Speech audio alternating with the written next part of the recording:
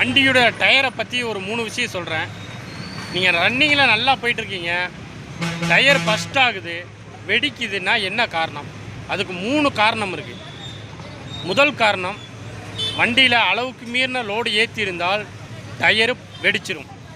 ரெண்டாவது காரணம், டயரு ஓடிட்டே இருந்து ரொம்ப ஹீட்டாக இருந்தாலும் டயர் வெடிக்கும். 2. மூணாவது காரணம், டயர் உப்பிருச்சுன்னா வெடிக்கும்.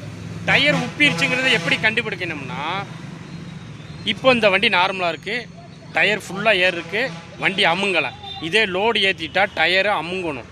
அப்படி அமுங்காமல் இதே மாதிரி இருந்துச்சுன்னா டயர் உப்பிருக்குன்னு அர்த்தம். பார்த்து கவனமாக போங்க. ரெண்டாவது, ஒவ்வொரு வண்டிக்கும் ஒவ்வொரு விதமான ஏர் வைப்பாங்க, அதாவது காற்று நிரப்புவாங்க. பேக் வீலில் 100 பாயிண்ட் வச்சிங்கன்னா ஃப்ரண்ட் வீலில் 80 பாயிண்ட் தான் வைக்கணும். அதை தெரிஞ்சுக்கோங்க. அது மாதிரி காருக்கு நீங்கள் பேக் வீலில் 80 வச்சிங்கன்னா ஃப்ரண்ட் வீலுக்கு 60 வச்சுக்கோங்க.